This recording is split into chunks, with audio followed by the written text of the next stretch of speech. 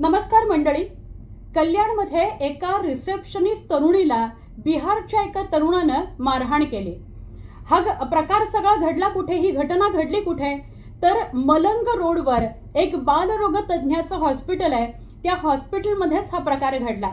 या ज्या कुटुंबियांचं छोटंसं बाळ आजारी होतं म्हणून डॉक्टरांकडे त्यांना नेलं गेलं होतं, मात्र डॉक्टर बिझी होते आणि त्यामुळे या रिसेप्शनिस्टने सांगितलं की तुम्ही थांबा, डॉक्टर बिझी आहेत, थोडासा वेळ लागेल। या कारणावरून त्यांच्यामध्ये वाद झाला। रिसेप्शनिस्ट तरुणी आणि या ज्या कुटुंबियांमध्ये वाद झाला आणि गोकुळ झानं तिला प्रचंड मारहाण केलेली आहे, बेदम मारहाण केलेली आहे। या मारहाणीचा जो काल व्हिडिओ आलेला होता, तो अत्यंत छोटा व्हिडिओ होता आणि त्याने मारहाण केल्याचा तो व्हिडिओ होता, पण त्याच्या आधी काय घडलं ते सुद्धा आज सगळ्यांसमोर आलेला आहे आणि तो व्हिडिओ अजून धक्कादायक आहे। त्याच व्हिडिओ विषयी आपण बोलणार आहोत। सगळ्यात महत्त्वाचा भाग असा की हे जे झा कुटुंब आहे त्यांच्यातलं छोटंसं जे बाळ आहे ते आजारी होतं म्हणून या डॉक्टरांकडे त्यांना आणण्यात आलं होतं। आई स्वतः, आईची दोन मुलं म्हणजे गोकुळ झा, रणजित झा आणि रणजित झाची पत्नी आणि पत्नीचं ते छोटंसं बाळ, असे सगळे जण या रुग्णालयामध्ये आलेले होते।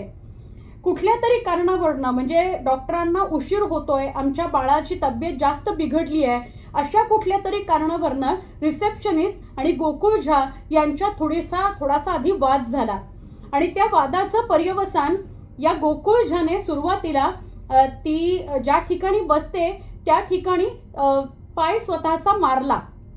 तो थोडासा लांब आहे पण पाय थोडासा मारला आणि त्यानंतर ती चिडलेली आहे। दरम्यानच्या काळात काय घडलं, त्याने पाय मारल्यामुळे आणि जोरदार आवाज केल्यामुळे त्याची आई त्याला हॉस्पिटलमधून बाहेर घेऊन गेलेली आहे आणि त्याच क्षणी ही रिसेप्शनिस्ट स्वतःचं जे क्युबिकल आहे तिथून बाहेर आली आणि तिने बाजूला उभ्या असलेल्या त्या वहिनीला म्हणजे गोकुळच्या वहिनीला, रणजित झाच्या पत्नीला एक थोबडीत मारलेली आहे, म्हणजे एक कानाखाली मारलेली आहे आणि त्यानंतर ती काहीतरी बोलतीये, ती तरुणी काहीतरी बोलतीये त्या वहिनीला। हे झाल्यावर पुन्हा रणजित झा आणि गोकुळ झा आतमध्ये येतात। गोकुळ झा हा संतापलेला आहे, उद्विग्न आहे आणि त्याने तिला पकडून मारहाण केलेली आहे। त्याने सगळ्यात आधी तो जो आवेगाने आतमध्ये शिरलाय त्याने तिच्या पोटावर लाथ मारली आणि त्यानंतर तिचे कपडे पकडून तिला फरफटत नेऊन तिला मारहाण केलेली आहे। खरं तर कोणीही कुणाला मारहाण करो याचं समर्थन होणार नाहीच, हा व्हिडिओ कुठल्याही मारहाणीचं समर्थन करत नाहीच, मात्र जी घडलेली घटना आहे त्याचा पूर्ण व्हिडिओ आज समोर येतोय आणि काय नेमकं त्यावेळी घडलं असेल याची कल्पना येते। या घटनेला जाणीवपूर्वक मराठी अमराठी हा अँगल दिला गेलाय का असा प्रश्न आता यामुळे निर्माण होतो। अमराठी मुलानं मराठी मुलीला मारहाण केली असा यात अँगल आहे की अजून काही अँगल आहे हे बघणं फार फार महत्त्वाचं आहे आणि तो तपासाचा भाग आहे।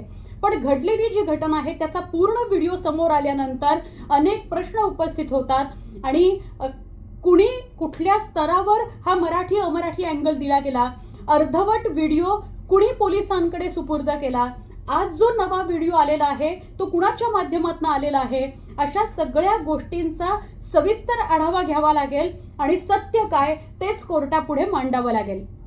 सध्या तरी काय घडलंय तर गोकुळ झा याला रात्री उशिरा मनसे पदाधिकाऱ्यानं पकडलं आणि पोलिसांच्या स्वाधीन केलेलं आहे आणि त्यानंतर गोकुळ झा आणि रणजित झा यांना पोलिसांनी ताब्यात घेतलं, अटक केली, त्यांच्यावर कारवाई करण्यात आली। आज त्यांना कोर्टात दाखल केलं आणि कोर्टात दाखल केल्यानंतर त्यांना 2 दिवसांची पोलीस कोठडी मिळालेली आहे। या पोलीस कोठडी दरम्यान सुद्धा म्हणजे या सुनावणी दरम्यान सुद्धा गोकुळ झा असं सांगत होता, कोर्टामध्ये विनंती करत होता की चूक माझी आहे, मी जर मारलेलं आहे तर माझ्या भावाला ताब्यात घेऊ नका, त्याच्यावर अटक दाखवू नका। पण कोर्टानं त्याला शांत केलं। कोर्टानं सांगितलं तुला जे काही बोलायचं असेल ते तू तुझ्या वकिलाच्या मार्फत बोल, एकटा स्वतः बोलू नकोस, आणि त्याला गप्प केलेलं आहे। या दोघांनाही 2 दिवसांची पोलीस कोठडी मिळालेली आहे आणि त्यांचा पुढचा तपास आता पोलीस करतील। पण पोलिसांनी पुढचा तपास करण्याकरता जे 2 दिवस मागितलेले आहेत त्या 2 दिवसाच्या पहिल्याच काही तासात हे समोर आलंय की तो पूर्ण व्हिडिओ नव्हता, तो अर्धाच व्हिडिओ होता, तो फक्त गोकुळ झाने मारहाण करण्याचा व्हिडिओ होता।